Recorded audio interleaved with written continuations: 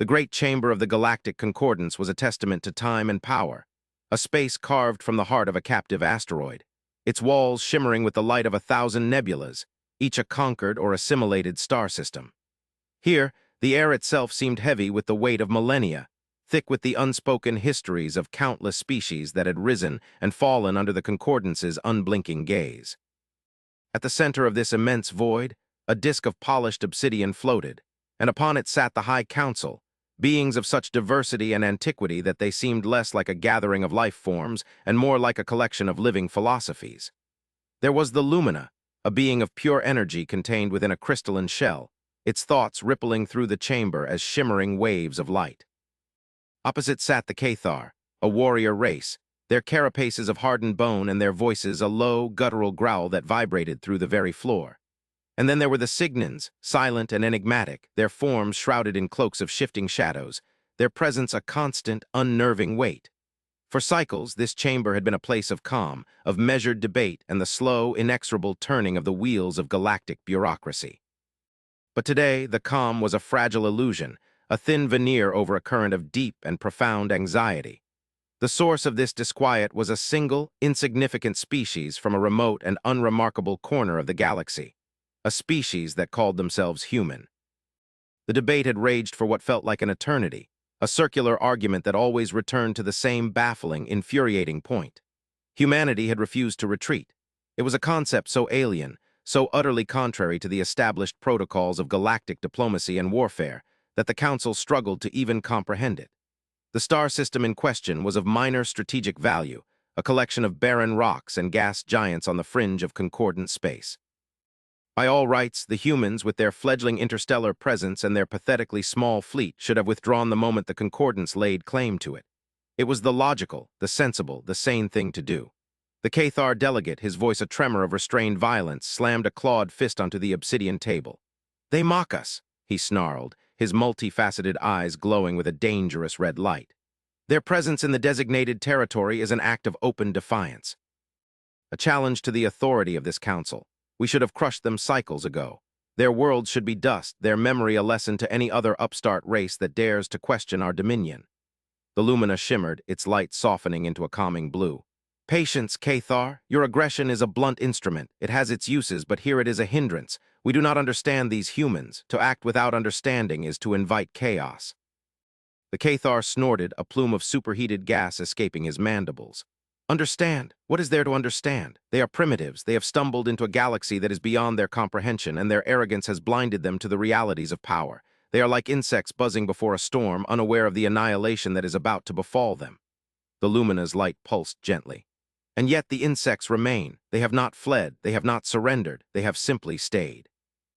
Our sensors show their ships holding position, their energy signatures calm and steady. They are not preparing for battle, nor are they preparing for a retreat. They are waiting. That is what troubles me. It is a response that falls outside any of the predictive models. It is an act of profound and unsettling stillness." The chamber fell silent, the only sound the faint, ethereal hum of the station's life support. Even the ever-aggressive Cathar seemed to consider the Lumina's words. The Signan in its shadowy cloak remained motionless, a void in the fabric of the room, its silence more unnerving than any outburst. The Lumina continued, its light patterns growing more complex, a visual representation of its deep and troubled thoughts. "We have analyzed their communications, what little we can decipher. It is not the language of warriors, nor of diplomats as we know them. It is precise, mathematical, almost sterile. They transmit data streams of pure information, stellar cartography, spectroscopic analysis of the system's star, models of planetary orbits. It is as if they are engaged in a scientific survey, completely oblivious to the fact that they are on the brink of war with the most powerful force in the galaxy." The Cathar delegate leaned forward, his voice low and menacing. "Or it is a ruse, a deception to lull us into a false sense of security. Perhaps their technology is more advanced than we have estimated. Perhaps their calm is the calm of a predator, coiled and ready to strike." The Lumina's light flickered, a sign of uncertainty. "That is a possibility, but our long-range scans show no evidence of advanced weaponry. Their ships are conventional. Their power sources are fusion-based, a technology we mastered eons ago. There is nothing to suggest they could survive a direct confrontation with even a single one of our battle fleets, and yet they refuse to retreat." The silence that followed was broken by a new voice, one that had not yet spoken. It came from a delegate who sat on the periphery of the obsidian table, a member of a species known as the Xylos, a race of silicon-based life forms whose minds operated on a timescale far slower than the others. "Perhaps," the Xylos said, its voice a series of resonant chimes, "we are asking the wrong questions. We ask why they do not retreat. We should be asking what they are retreating from." The other council members turned their attention to the Xylos, its strange, crystalline form a stark contrast to the organic and energetic beings around it. The Cathar snorted again, a gesture of derision. "Retreating from? They are on the verge of annihilation. What could be worse than that?" The Xylos remained silent for a long moment, its internal processes whirring with a soft, almost inaudible hum. "We assume that non-existence is the ultimate fear.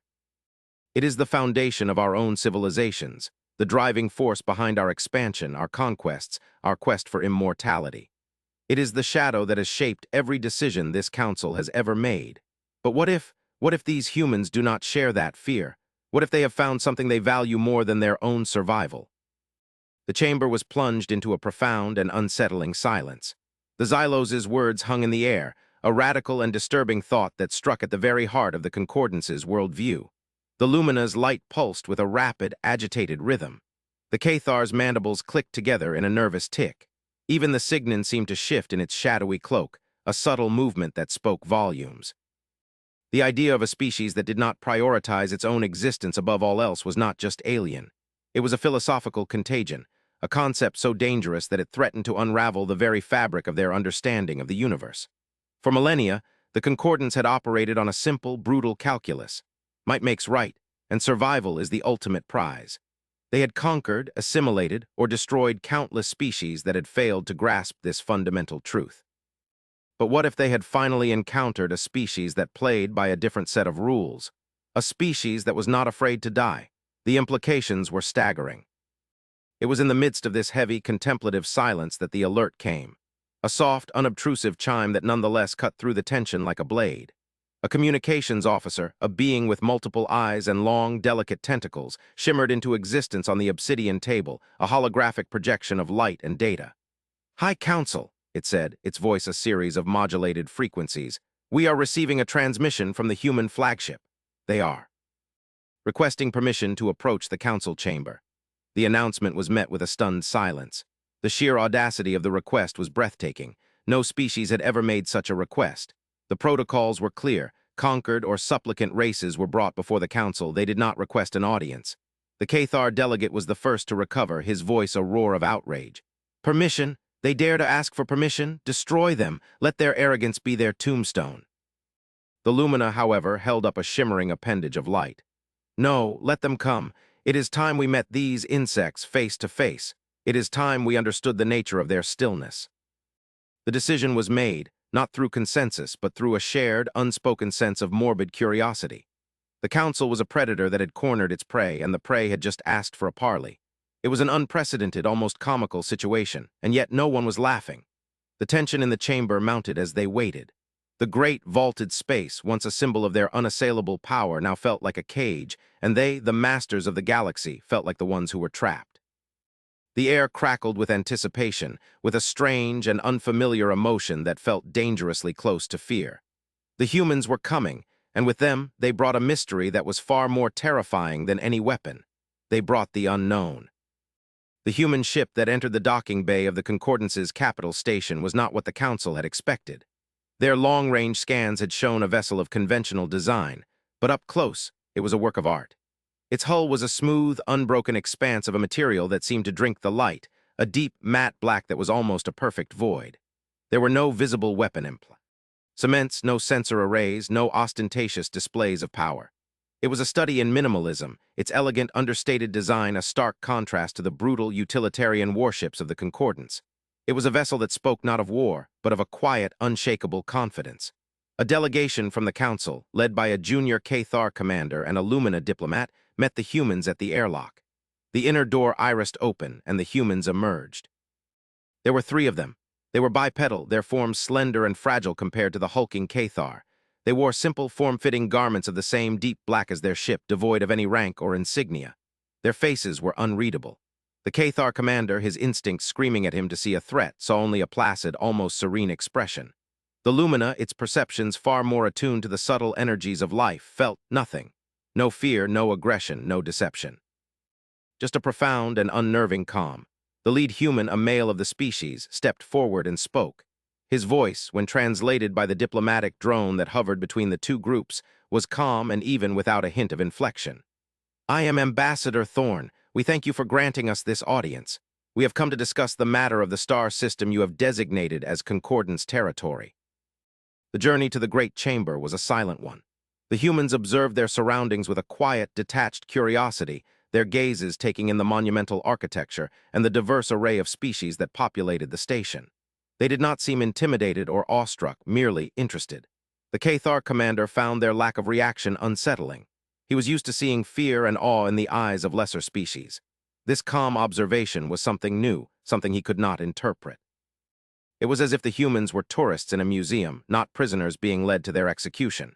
When they entered the Great Chamber, the effect was immediate and profound. The High Council, accustomed to being the center of attention, the focus of all fear and reverence, found themselves in the uncomfortable position of being the observed. The three humans stood before the obsidian table, their calm, steady gaze sweeping across the assembled delegates. They did not bow. They did not offer any sign of supplication. They simply stood there, their presence a quiet, unassuming challenge to the established order of things. Ambassador Thorn was the first to speak, his voice echoing in the vast, silent chamber. "We understand that you have laid claim to the star system we are currently occupying. We are here to explain why we cannot and will not withdraw." The Cathar delegate's rage, which had been simmering just below the surface, finally boiled over. "Cannot, will not," he roared, his voice shaking the very foundations of the chamber. "You are in no position to make demands human. You are a primitive, insignificant species on the verge of extinction. You will withdraw, or you will be annihilated. There is no other option." Ambassador Thorn did not flinch. His expression remained unchanged, his gaze unwavering. He waited for the Cathar's outburst to subside, and then he continued as if he had not been interrupted. "The system in question contains a planet that is, by our estimations, in the final stages of a catastrophic geological event. The planet is home to a sentient, pre-industrial species. Our purpose in this system is not to claim territory, but to observe and, if possible, to render aid." A wave of confusion washed over the council.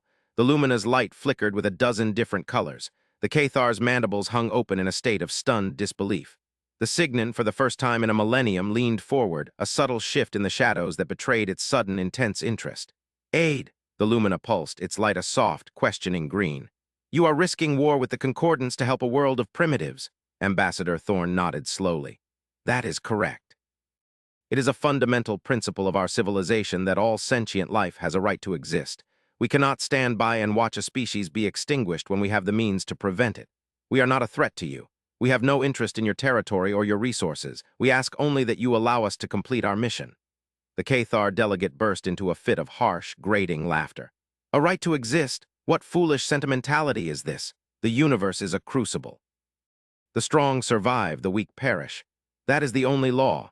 If this species is too weak to survive a geological event, then they are not worthy of existence. You would sacrifice your own species for a race of nobodies." "We would not be sacrificing our species," Ambassador Thorn replied, his voice still calm, but now with an underlying current of steel. "We are prepared to defend ourselves if attacked, but we will not initiate hostility. Yes, we will not abandon those who cannot help themselves. That is a line we will not cross. It is a line that defines who we are." He paused, and his gaze swept across the faces of the council members, his eyes lingering for a moment on each of them. "We have studied your history. We know of the countless species you have conquered, the civilizations you have ground into dust. You have built an empire on the principle of survival of the fittest. But you have forgotten a simple, fundamental truth. The strength of a civilization is not measured by its ability to conquer, but by its willingness to protect. It is not our technology or our weapons that make us strong. It is our compassion. It is our empathy. It is our refusal to stand by and do nothing when others are suffering. That is our greatest strength, and it is a strength you have long since lost." The ambassador's words fell into a silence that was deeper and more profound than any that had come before. They were not a threat, not an ultimatum, but a statement of fact, delivered with a quiet, unshakable conviction that was more powerful than any weapon. For the first time, The members of the High Council felt a stir of something other than arrogance or anger. It was a flicker of shame. They looked at the humans, these small, fragile beings from an insignificant world, and they saw not primitives, but a reflection of a part of themselves that they had long ago abandoned, a part that had been sacrificed on the altar of empire. The Lumina's light softened into a deep, contemplative purple. The Cathar, for once in his life, was speechless, his bluster and his rage deflated by the simple, unassailable logic of the human's argument. The Xylos chimed softly, a sound of profound and resonant agreement. It was then that the second human, a woman with a calm, intelligent face, stepped forward. "We understand that our position is difficult for you to accept. It runs contrary to the principles upon which your concordance is founded. But we are not here to challenge your authority. We are here to offer you a choice." She gestured to the third human, who had remained silent until now. He was older than the other two, his face lined with the marks of time and experience. He held a small, featureless sphere in his hands. "We have something to show you," the woman said. "A piece of our history, a moment that defined us as a species and set us on the path that has brought us here today." The older human placed the sphere on the obsidian table. It hummed softly, and a holographic image shimmered into existence above it. The image was of a world, a planet of blue oceans and green continents. It was a world that the Council recognized from their star charts. It was Earth. The image shifted, zooming in on a city, a sprawling metropolis of glittering towers and bustling streets. And then the image changed again, and the city was gone, replaced by a scene of utter devastation.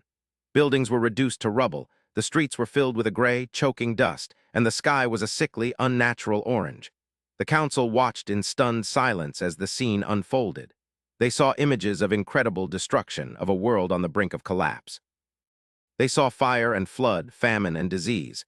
They saw a species that had brought itself to the very edge of extinction. "This was our past," the woman said, her voice soft but clear. "A time of great conflict and self-destruction. We were a species divided, consumed by greed and fear. We poisoned our world and slaughtered each other in the name of ideology and territory. We were no different from the species you have conquered. We were, by your own definition, unworthy of survival." Image shifted again. It now showed a small group of humans, their faces grim and determined, huddled around a flickering fire in the ruins of a city.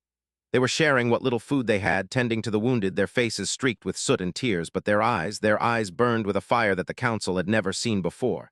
It was not the fire of rage or of conquest. It was the fire of hope. "But we did not perish," the woman continued. "We endured. We learned from our mistakes. We looked at the abyss, and we chose to turn away.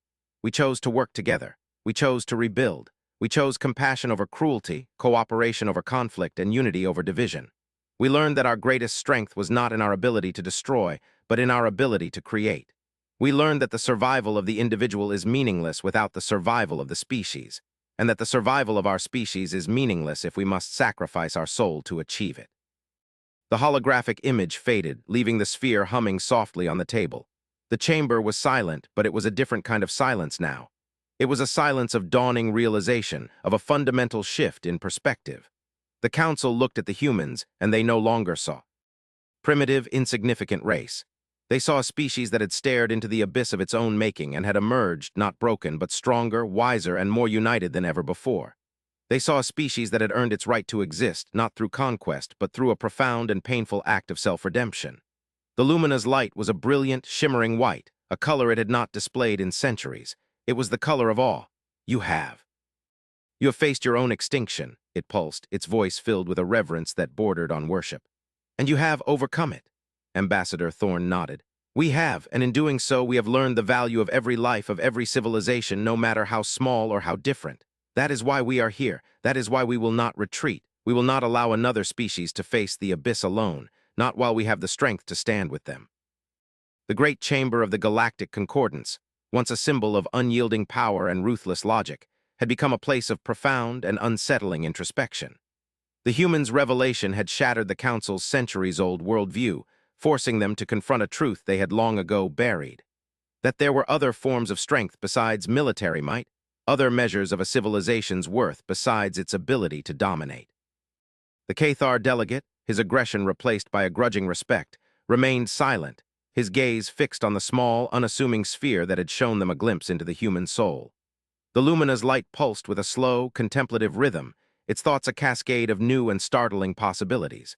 The Signon, in its shroud of shadows, seemed to lean forward, its silent observation now tinged with an almost palpable sense of curiosity.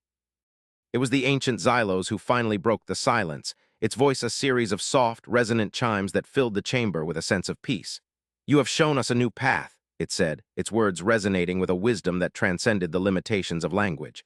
"A path we had forgotten existed. You have reminded us of what we once were and what we could be again." Ambassador Thorne inclined his head in a gesture of acknowledgement. "We are not here to preach or to impose our philosophy upon you. We are here to offer our help. The species on the planet in the contested system is facing an extinction-level event. We have the technology to divert the asteroid that threatens them. We can save them, but we cannot do it alone. We need your resources, your knowledge of this region of space. We ask you to join us, not as conquerors, but as guardians. Let this be the first act of a new concordance, a concordance that protects life instead of destroying it." The council was silent for a long, pregnant moment. The Cathar delegate looked at the Lumina, whose light was now a steady, resolute blue. The Lumina looked at the Xylos, whose crystalline form seemed to hum with a newfound energy. And they all looked at the humans, these strange, unyielding beings who had come from the edge of the galaxy to teach them a lesson they had long ago forgotten. The Cathar delegate, in a gesture that stunned the entire chamber, rose to his feet and bowed his head, a sign of utmost respect in his culture. "We will help you," he said, his voice a low rumble, not of aggression but of conviction. "The resources of the Cathar Empire are at your disposal." The Lumina's light flared, a brilliant beacon in the darkness of the chamber. "The Lumina will lend its knowledge to your cause." The Xylos chimed its agreement. And the Signon, for the first time in recorded history, spoke. Its voice was a whisper of rustling leaves and distant stars, a sound that seemed to come from everywhere and nowhere at once. "We will observe," it said, "and we will learn." The alliance was forged, not in the fires of war, but in the quiet, solemn understanding that a new era had dawned. The combined fleets of the Concordance and the Terran Republic, a sight that would have been unimaginable just cycles before, set a course for the threatened star system. The mission was a success. The asteroid was diverted, the planet was saved, and the pre-industrial species, unaware of the cosmic drama that had unfolded above their heads, continued its slow, stumbling journey towards civilization. The humans and the Concordance had worked together, their different strengths and philosophies complementing each other in a way that none of them could have anticipated. The Cathar's military precision, the Lumina's vast knowledge, the Xylos' long-term planning, and the humans' innovative technology and unwavering moral compass had combined to create a force for good that was greater than the sum of its parts. But it was during the analysis of the data collected during the mission that the final, universe-altering twist was revealed. A young human scientist, poring over the sensor logs from the far side of the div. Erdid asteroid discovered an anomaly. It was a faint, repeating signal almost lost in the background noise of the cosmos. It was not a natural phenomenon. It was a message. And it was old, impossibly old, older than the Concordance, older than the Lumina, older perhaps than the galaxy itself. The message was a warning. It spoke of a threat that was not from their dimension, a force that consumed not just planets or stars, but the very fabric of reality. It spoke of a war that had been fought in a time before time, a war that had been lost. And it spoke of a final, desperate act of a long-dead civilization, the creation of a sanctuary, a last refuge for life, a place where the echoes of creation could hide from the silence that was coming. The human ambassador presented the findings to the newly reformed Galactic Council, the atmosphere in the Great Chamber now one of quiet collaboration rather than tense confrontation. The implications of the discovery were staggering, recontextualizing their entire understanding of the universe. The petty squabbles and territorial disputes that had defined their existence for so long now seemed laughably insignificant in the face of this new, existential threat. They were no longer the masters of the galaxy. They were survivors, and they were not alone. The final part of the message was a set of coordinates, a map to a place beyond the known boundaries of their galaxy, a place where the last of the ancient civilizations had made their final stand, a place that might hold the key to their survival. The camera pans out from the Great Chamber, the members of the Council, alien and human alike, now united in a shared sense of purpose and a shared sense of dread. Their faces, once filled with suspicion and hostility, are now etched with a grim determination. The refusal of humanity to retreat from a single, insignificant star system had not been the prelude to a war. It had been the first, unwitting step in a much larger conflict, a conflict that would determine the fate of all life in the universe. The final shot is of the combined fleet, a testament to this new, fragile alliance, turning as one towards the darkness between galaxies, towards the coordinates of the ancient message, towards a new frontier and a war that had begun long before they were even born. The story ends not with a sense of victory, but with a profound and humbling realization that in a universe far older and stranger than they had ever imagined, the only true strength lies not in the power to conquer, but in the courage to stand together against the encroaching dark.